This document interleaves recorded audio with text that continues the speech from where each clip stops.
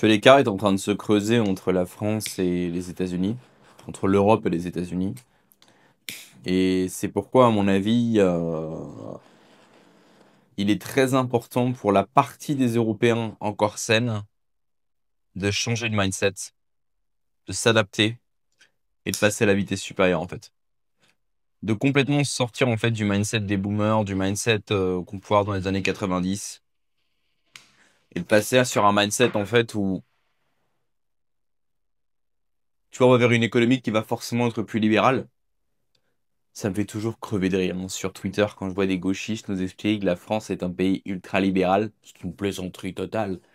Mais ils en sont persuadés. Mais la réalité, c'est que la France est un des pays avec le plus de taxes au monde et que ça va aller en diminuant.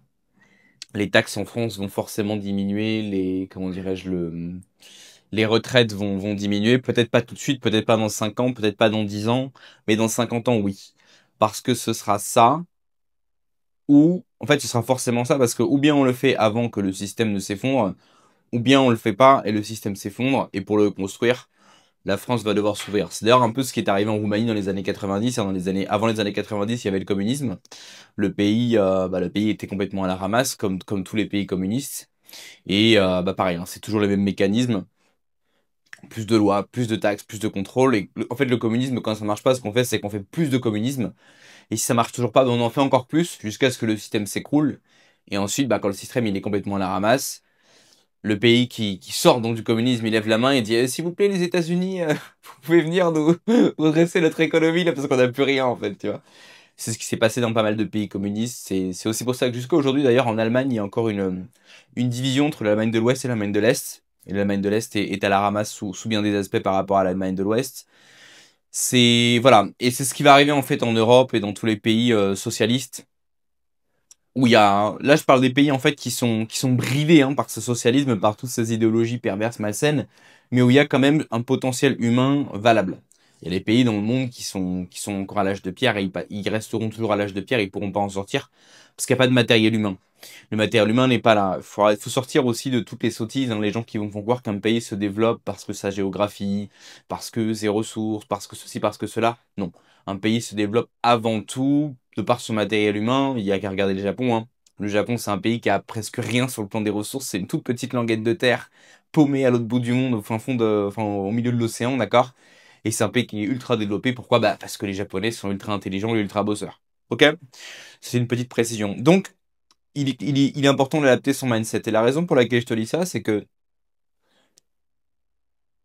je disais encore il y a pas longtemps sur la question de la location courte durée, des gens qui essaient de faire croire aux gens que dans la location courte durée, Airbnb, Booking, etc., il y a du travail.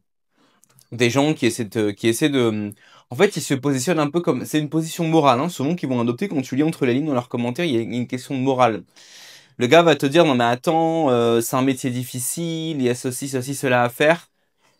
Et quand quelqu'un se positionne en t'expliquant que son métier est difficile, c'est toujours derrière pour faire c'est une certaine façon ce qu'on appelle en anglais le humble brag. Humble bragging, ça veut dire se vanter humblement, tu vois. L'idée derrière, c'est qu'il est en train de te dire, mais non, mais attends, mais mon métier, voilà, il est difficile, moi je travaille, moi je suis un bosseur, moi je me lève le matin.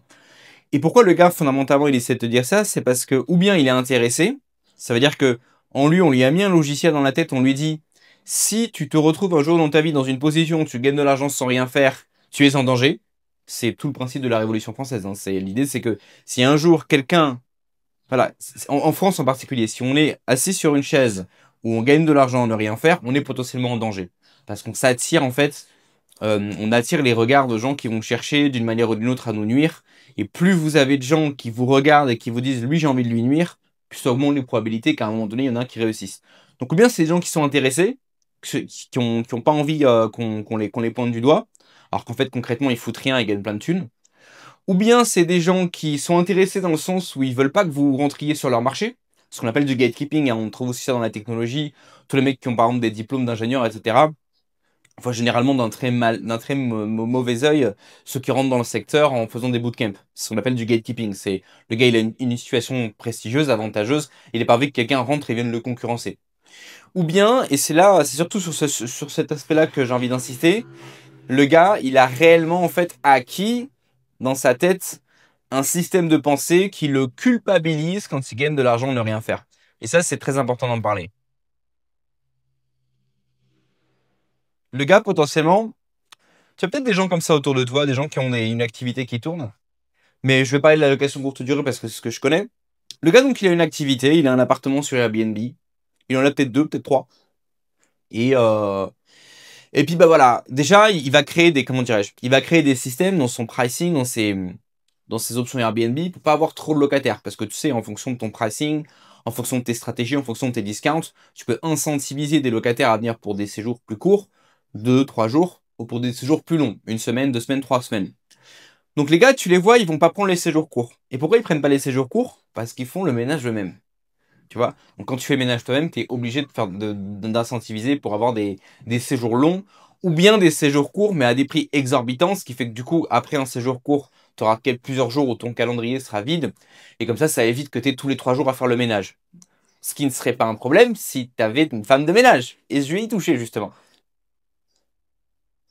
Donc, ces gens qui des fois dégagent des marges très confortables, tu leur demandes, tu leur dis mais pourquoi tu délègues pas? Pourquoi tu vas en permanence entre chaque client, tu vas lui donner les clés, ça t'oblige à rester sur place, c'est chiant, dès que t'as un client, il faut que tu y ailles, tu lui fais visiter l'appartement. Pourquoi tu automatises pas tout ça? Pourquoi tu mets pas une boîte à clés?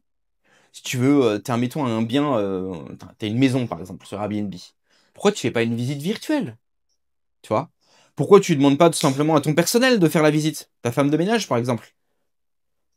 Pourquoi tu le nettoies toi-même? Et ils vont trouver pléthore d'excuses. Là, je parle de la LCD parce que d'Airbnb parce que je connais. Mais ça, c'est ce que vous allez trouver ça dans tous les domaines. Et le gars va vous dire, mais non, parce que moi, dans mon métier, on peut pas déléguer. J'ai pas confiance. Si je ne fais pas les choses moi-même, elles ne vont pas être bien faites. Si vous avez des gens qui sont dans les affaires, ou si vous-même vous êtes dedans et que vous avez déjà posé cette question, à coup sûr que vous avez déjà entendu cette réponse. Si je laisse quelqu'un d'autre le faire, ça va pas être aussi bien fait que si c'est moi qui le faisais. C'est intéressant comme réponse. C'est une réponse qui est fausse. On peut toujours enfin, si vous êtes dans un business où les marges ne sont pas suffisantes pour pouvoir déléguer, en gros, vous n'avez pas un business, vous avez un emploi. Mais peut-être que le problème vient de vos systèmes. Est-ce que vous avez pris la peine de standardiser, d'optimiser, de faire la loi des 80-20, d'éliminer justement les choses qui vont être difficiles à reproduire par quelqu'un d'autre et double down sur les choses qui sont facilement reproductibles par autrui afin de pouvoir déléguer, afin de pouvoir recruter? Est-ce que vous avez mis en place des systèmes pour faire ça? Ils mettent pas des systèmes en place comme ça. Tu as l'impression que si tu regardes, hein, si tu lis entre les lignes, tu as l'impression qu'au contraire, ils vont créer des systèmes qui sont à dessein extrêmement complexes et qui, à dessein, nécessitent leur présence. C'est super compliqué, quoi que ce soit, hein. Je te prends encore l'exemple d'Airbnb. Le ménage, bah, c'est lui. Les clés, bah, c'est lui. L'état des lieux, c'est lui. Dès qu'il y a un problème avec la machine à laver, c'est lui. Le gars, il crée des systèmes non délégables, tu vois. Ou alors, il délègue un petit peu, mais genre, il faut il va venir aussi sur place. Tu sais que moi, j'ai fait intervenir des plombiers dans mes appartements sans même que moi, j'y ai bouché mon cul. J'ai fait venir des plombiers qui m'ont résolu le problème sans même que j'ai à ouvrir la porte au plombier. Après, full disclaimer, c'est un plombier que je connais depuis longtemps et en qui j'ai confiance. Je ferai pas ça avec quelqu'un que je viens de rencontrer. Mais je te parle là, ce que tu as compris cette vidéo, je suis en train de te faire une vidéo mindset là. Regarde la différence de mindset entre quelqu'un qui crée des systèmes, quelqu'un qui cherche à sortir de son activité et à automatiser l'activité afin qu'elle tourne sans lui, et quelqu'un qui, au contraire, va créer des systèmes qui s'encroutent, qui sont surcompliqués pour rien, afin de justifier d'être toujours dans l'équation. Pourquoi ces gens font-ils cela? Je vais te dire pourquoi ils font ça. Ça peut être parce qu'ils ont besoin de donner un sens à leur vie. Tu le sais, beaucoup de gens, quand ils atteignent la retraite, tombent en dépression. Parce qu'ils n'ont plus de sens à leur vie. Donc ils ont besoin de sentir qu'ils ont quelque chose à foutre. Ce matin, ils se lèvent, ils ont un truc à faire. C'était moi, si t'as rien à faire, prends plus d'appartements. Et si t'as trop d'appartements et que t'as rien à faire, monte une autre boîte ou va aux vacances. Ou trouve un hobby. Mais faire le ménage ou faire des petites tâches comme ça, être derrière ton comptoir, pour ceux qui ont par exemple des tabac presse ou des choses comme ça, c'est low level. Hein. Ne va pas te pourrir la vie avec des tâches low level. Enfin bref. Il y a des gens qui ont besoin de donner un sens à leur vie, leur business c'est leur bébé, ils ont besoin d'être là, ils ont pas envie de déléguer. Mais il y en a aussi beaucoup, tu sais ce qui les dérange? Ça va te surprendre. Se lever le matin, recevoir des notifications. Vous avez gagné 85 euros. Vous avez gagné 2500 euros. Vous avez gagné 150 euros. Vous avez gagné 1180 euros. vous avez gagné 350 euros. Vous avez gagné 45 euros. Recevoir des notifications comme ça tous les jours à ne rien faire, avec des systèmes qui sont rodés, hein, des équipes qui sont en place et tout. Eh ben, ils sont en train de se demander si finalement, est-ce que finalement ils sont pas des merdes? Tu vois, quand ils se regardent devant le miroir, ils disent, mais est-ce que je suis pas une merde en fait? J'ai mes notifications qui tombent tous les jours. J'ai de l'oseille qui rentre tous les jours. Dès qu'il y a un problème, c'est ma femme de ménage qui s'en occupe. Dès qu'il y a un problème, c'est mon homme à tout faire qui s'en occupe. Dès qu'il y a un problème, c'est mon premier qui s'en occupe. J'ai cette équipe qui fait tout pour moi. Tout ce que j'ai à faire, c'est vérifier le listing une fois tous les mois, une fois tous les 2 mois. Et encore, ça aussi, c'est délégué. J'ai des logiciels qui s'occupent de pricer automatiquement en utilisant l'intelligence artificielle. J'ai rien à faire. Si en plus, comme moi, tu fais de l'arbitrage Airbnb, j'ai des appartements qui sont en train de tourner, c'est même pas les miens. L'argent rentre, je ne fais rien. Il y a forcément quelque chose que je fais qui est immoral. C'est pas normal. C'est pas normal. J'ai des trucs qui sont sur le marché, les biens sur le marché qui ne sont pas les miens. C'est pas mon appartement. C'est pas moi qui gère. Tout le travail manuel est délégué. Tout le travail intellectuel est délégué. Je gagne de l'argent. Il y a forcément quelque chose d'immoral là-dedans. J'arrive pas trop à savoir quoi, mais je dois exploiter quelqu'un, c'est pas possible. Je dois forcément faire quelque chose de mal. Et les gars, si tu veux, ils n'arrivent pas à mettre le doigt dessus, hein. Mais ils se disent, mais c'est pas possible, c'est pas moral ce que je fais. Je peux pas gagner de l'argent et ne rien faire. Parce qu'on leur a mis dans la tête des systèmes communistes, des systèmes socialistes. Ça, c'est particulièrement vrai en France. Qui les font culpabiliser. Tu vois ce que je veux dire? Et tout ça, des fois, moi je te le dis parce que je les ai cernés, ces gens-là. Mais bien souvent, tout ça, c'est enfoui. Tout ça, c'est inconscient, ils n'en sont même pas conscients eux-mêmes. Tu irais leur dire ça, ils te diraient mais n'importe quoi. C'est pas du tout mon cas. Mais tout ça, c'est enfoui. Tu vois? Et c'est pourquoi, en fait, pour se rassurer, pour se dire qu'ils ont de la valeur en tant qu'être humain, pour se dire qu'ils ne sont pas des salauds, pour se dire qu'ils ne sont pas des oppresseurs, des exploiteurs, tu vas aller voir en commentaire dire non, non, non, c'est du boulot, c'est un métier difficile, etc. Parce que pour eux, être dans un secteur d'activité réputé difficile, c'est un bon point, en fait. C'est attention, moi je travaille dur, hein. Moi je suis dans un secteur, c'est difficile, il faut aller faire le boulot. Et c'est pour cette raison-là, en fait, que ou bien, en fait, concrètement, ils foutent rien, mais ils vont se convaincre eux-mêmes c'est difficile, ou bien, en fait, concrètement, réalistiquement, ils vont mettre en place des systèmes qui font que ça va leur donner un travail difficile, alors que ça pourrait être délégué. Mais pourquoi? Parce que si tout était délégué, ils ne pourraient pas dormir sur leurs deux oreilles. Tu vois? Surtout des gens qui ont été éduqués, effectivement, par des systèmes de pensée basés sur le manque, dans des familles, effectivement, où il n'y avait pas beaucoup d'argent, où gagner 10 000 euros par mois en faisant presque rien, c'est presque considéré comme un péché, quoi. J'utilise le mot péché comme une métaphore, parce qu'évidemment, aujourd'hui en France, il y a très peu de gens qui pensent en termes religieux. Mais tu vois ce que je veux dire? Alors moi, ce que je t'invite à faire, je t'en ai parlé dans la vidéo d'hier, en particulier si tu es père de famille ou si tu veux avoir une famille nombreuse, si tu veux être en capacité de défendre ton clan, tu dois faire l'inverse de ce type de mindset. Au contraire, tu dois toujours chercher à gagner plus en foutant le moins possible. Pourquoi je te dis d'en foutre le moins possible? Bah déjà parce que ça te libère du temps, mais parce qu'un système... Le but d'un business, c'est quoi? Revenons aux fondamentaux. Le but d'un business, c'est quoi? C'est de décorréler son temps de son argent, d'accord? Donc c'est d'avoir une unité de production qui est scalable. Ok? Maintenant, peut-on scaler quelque chose si ce quelque chose a besoin de nous? Évidemment que non, puisque notre temps à nous est limité. Donc si tu veux réellement devenir libre, tu dois forcément avoir quelque chose, il y a une déconnexion entre ton temps et ton argent. Et pour créer cette déconnexion, il faut forcément que tu crées des systèmes qui sont automatisables, qui sont délégables, qui sont systématisables, qui sont standardisables. Donc forcément, ça va être des systèmes où à un instant T, c'est en train de tourner, et ça rapporte du fric, alors que tu ne fais rien. Ce que je t'explique là, tu comprends, c'est mathématique, c'est axiomatique. Si tu crées des systèmes qui ont besoin de toi, par définition, ils ne sont pas scalables. Tu vois ce que je veux dire? Si tu réussis à sortir de ce type de mindset extrêmement toxique, qui te garde en bas, hein, ça c'est des mindsets qui sont promus ou bien par l'élite, pour maintenir la plèbe en bas, ou bien, et c'est beaucoup plus souvent le cas, par d'autres gens qui sont au sein de la plèbe, parce que c'est un véritable panier de crabes, hein. Tu connais la métaphore du panier de crabes, les crabes sont tous dans un panier, s'il y en a un qui veut sortir, l'autre il l'attrape, il le ramène en bas. C'est un vrai panier de crabes, ce sont d'autres plébéiens qui créent ces systèmes de pensée pour empêcher les gens de leur catégorie sociale de s'élever. Parce que je veux te dire une chose, on a souvent l'impression que les riches n'ont pas envie que les pauvres s'élèvent. Tu imagines quelqu'un, il est riche, il est en haut de la société, il n'a pas envie qu'un plébéien vienne demain le concurrencer. C'est vrai.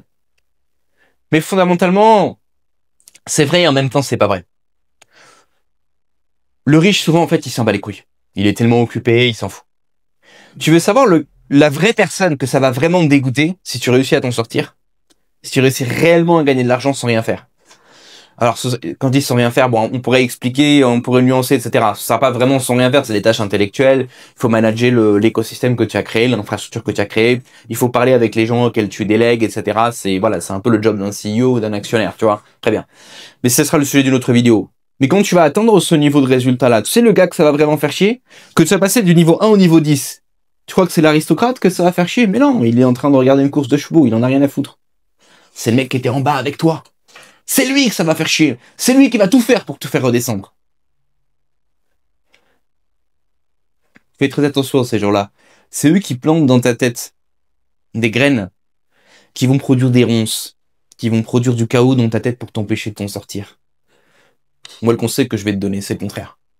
Détache-toi de toute cette culpabilisation. Crée des systèmes dans lesquels tu vas chercher le plus possible à te sortir du système, à ce que le système devienne délégué, automatisé. Comme ça, qu'est-ce que tu fais? Bah après, tu le scales. Quand il y a un appartement qui tombe tout seul sur Airbnb, bah t'en prends un deuxième, un cinquième, un dixième, un vingtième. Tu vois ce que je veux dire? Il y aura des contraintes naturelles. Par exemple, ton marché. Par exemple, ta capacité à setup des appartements. Il faut quand même un petit peu d'argent pour setup un appartement. Il y aura des contraintes naturelles. Mais plutôt que de te poser des contraintes à toi-même en te limitant avec des choses toxiques dans ta tête, scale un maximum, sois un vrai requin, va chercher l'oseille, et quand tu te heurteras à de vrais obstacles, des obstacles concrets, là tu pourras réfléchir à trouver des solutions pour overcome ces obstacles. Jusqu'à ce que tu sois arrivé là, débarrasse-toi de tout ce poids qu'on te met dans la tête pour t'empêcher de t'en sortir. Débarrasse-toi de toute cette culpabilité qu'on te met dans la tête par rapport à l'argent, et c'est surtout vrai en France. J'espère que cette vidéo t'aura motivé. Mets-moi un petit like, mets-moi un petit commentaire, abonne-toi à la chaîne si ce n'est pas fait. Et on se retrouve demain pour un épisode sur Bière Digital. Ciao les amis. Pour ceux d'entre vous qui souhaitaient être accompagnés pour vous lancer dans un projet personnel, un projet d'entrepreneuriat, un projet d'expatriation ou un projet d'arbitrage Airbnb, vous pouvez m'envoyer vos candidatures. Je vais reprendre des places bientôt là pour août. Vous avez mon adresse email en description, donc vous envoyez un email et vous me dites voilà, je serai intéressé, machin, après on en discutera. Je vous remercie d'avoir écouté cette vidéo, passez une très bonne journée. Ciao les amis.